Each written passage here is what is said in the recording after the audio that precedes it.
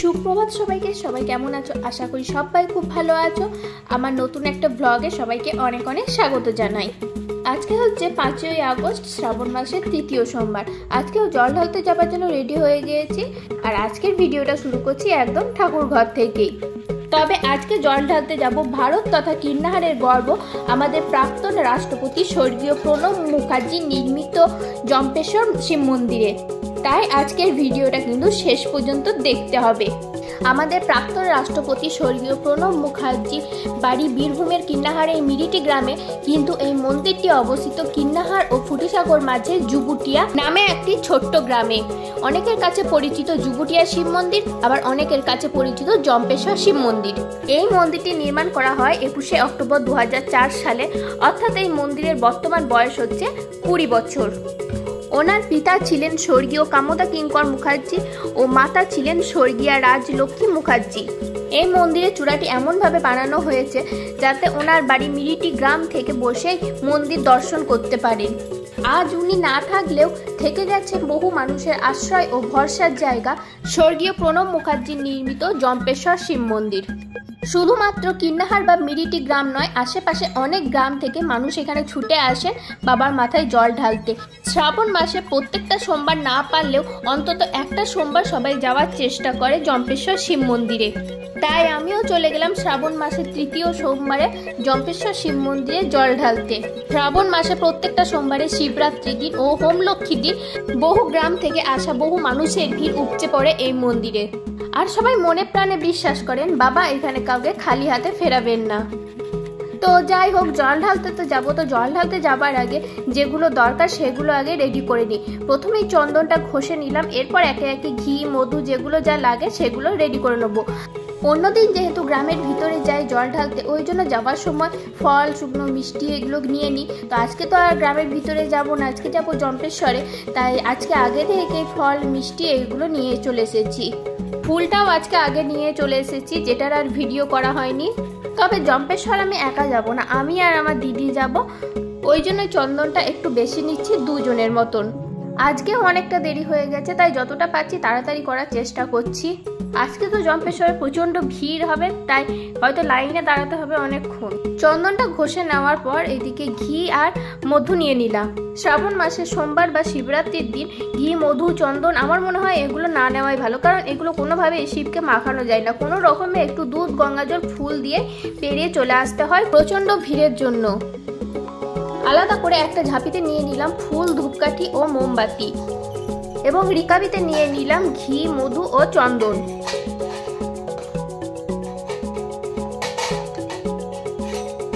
যেহেতু সব জিনিস নিয়ে চলে এসেছি আগেই, তাই বাড়ি থেকেই সব রেডি করে নিয়ে চলে যাব। এদিকে মিষ্টি আর গোটা ফল নিয়ে নিলাম। এরপর ঘটিতে গঙ্গা জল ঢেলে দিয়ে ফল কাটতে বসবো। আগে নারকেলটা ফাটিয়ে নিই।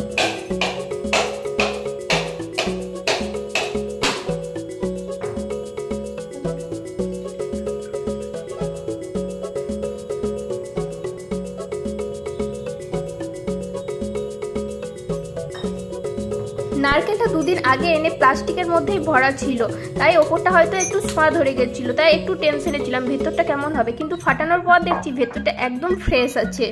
নারকেলগুলো আগে বড় করে যেমন হচ্ছে তুলে নিই, তারপর বটি দিয়ে সাইজ করে কেটে নেবো, কারণ একটা একটা করে সাইজ করে কাটতে গেলে অনেক সময় লেগে যাবে, আর এমনিতেই অনেকটা দেরি হয়ে গেছে।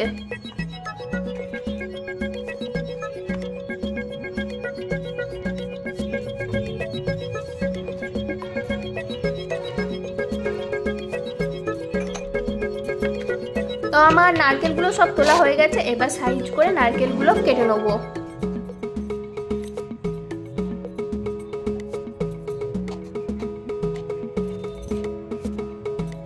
এরপর শুধু পেয়ারাটা আর আমটা কেটে নিলে কিন্তু আমার সবকিছু একদম পুরোপুরিভাবে রেডি হয়ে যাবে।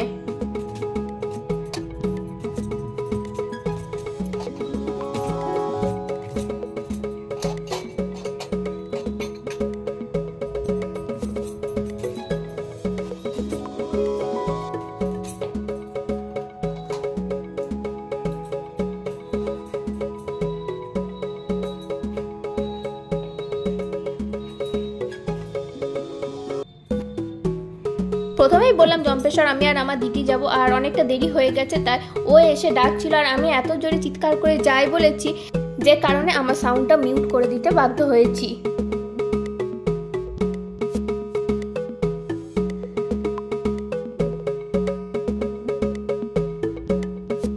যাই হোক, সব ফল টল কাটা হয়ে গেছে, এদিকে মোমবাতি ধূপকাঠি ফুল সব রেডি হয়ে গেছে। এই হচ্ছে পুজোর থালা, এবার বেরোবো। কিন্নাহার বাজার থেকে টোটো ধরলাম, একদম জম্পেশ্বর শিব মন্দিরে গিয়েই নামাবে।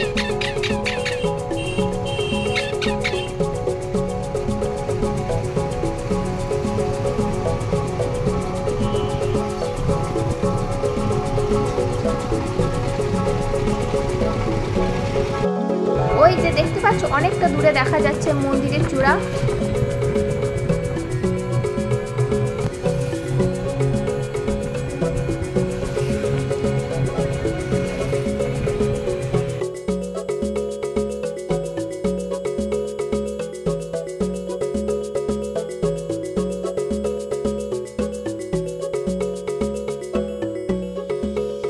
এই হচ্ছে জম্পেশ্বর মন্দির ঢোকার গেট, রাজলক্ষ্মী স্মৃতিতরণ, ওনার মায়ের নামে তৈরি এই গেটটি। এখান দিয়ে যেতে টোটোতে খুব বেশি হলে 5 মিনিট মতন লাগবে, আর হেঁটে যেতে গেলে 7 থেকে 10 মিনিট। তবে শিবরাত্রির সময় গেলে কিন্তু এখান থেকে হেঁটে যেতে হবে, এখান থেকে আর টোটো ঢুকতে দেয় না।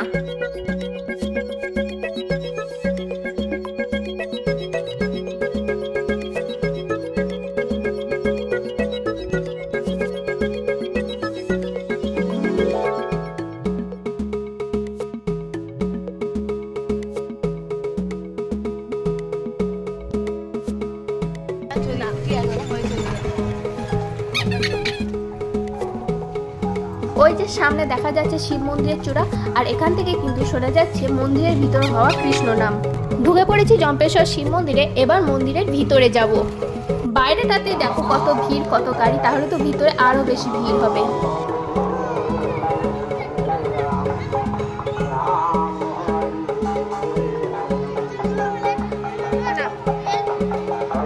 এখন যেহেতু অনেকটা দেরি হয়ে গেছে, এখন মন্দিরের ভিতরে যাবো। আর এখানটায় প্রণব মুখার্জি সম্পর্কে 2-1টা ছোট্ট করে কথা লেখা আছে, যেটা আমি তোমাদের আসার সময় দেখাবো।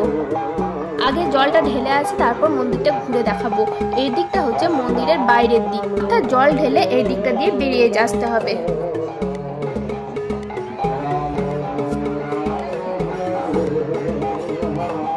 আসার আগে বললাম যে হয়তো অনেকক্ষণ লাইনে দাঁড়িয়ে থাকতে হবে, কিন্তু না, অনেকক্ষণ লাইনে দাঁড়িয়ে থাকতে হয়নি। যেহেতু এই দিদি আমাদের জন্য লাইনে দাঁড়িয়ে ছিল, সেই জন্যই আমরা ওখানটাতেই দাঁড়ালাম। সামনে 8 থেকে 10 জন মতন আছে, তারপরেই আমরা আছি।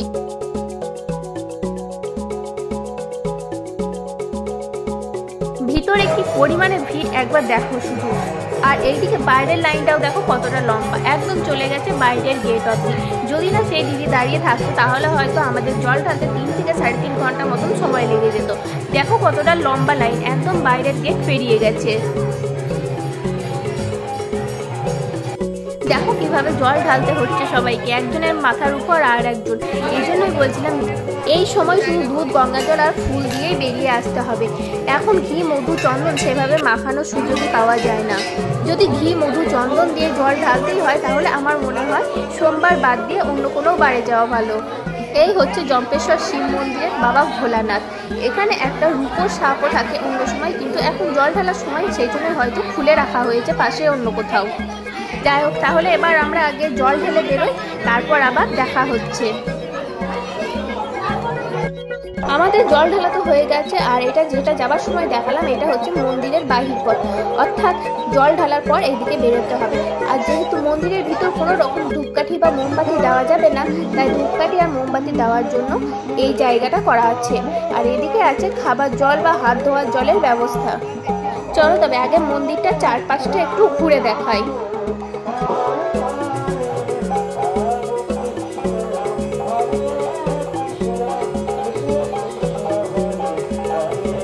এদিকে যেমন আছে একটা ঢোকা বা বাইরে যাওয়ার গেট, ঠিক তেমনি এই দিকেও কিন্তু একটা আছে ঢোকার বা বাইরে যাওয়ার গেট।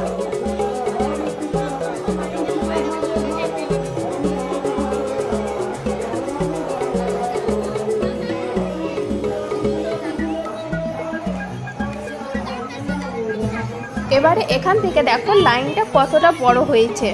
মন্দিরের ভিতর, মন্দিরের চাতাল ও চাতালের বাইরে থেকে শুরু করে কিন্তু লাইন চলে যাচ্ছে বাইরের গেট অবধি। এখানে যে শুধু কিন্নাহারের মানুষ আছে তা কিন্তু নয়, কিন্নাহার সহ আশেপাশে অনেক এলাকার মানুষও এখানে আছেন।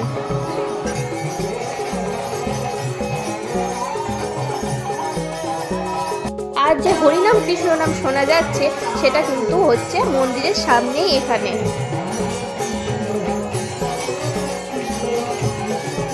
এখানেও প্রতিষ্ঠিত আছে একটা শিবলিঙ্গ।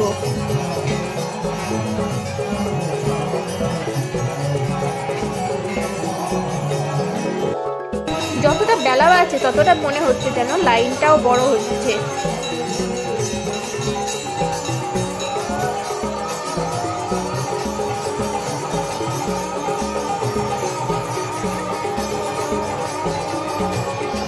এতটা কাছ থেকে মন্দিরের পুরোটা নিতে পারছি না, বাইরের দিকে যাই তারপরে ওদিকটা থেকে তখন মন্দিরের পুরোটা নিয়ে দেখাচ্ছি।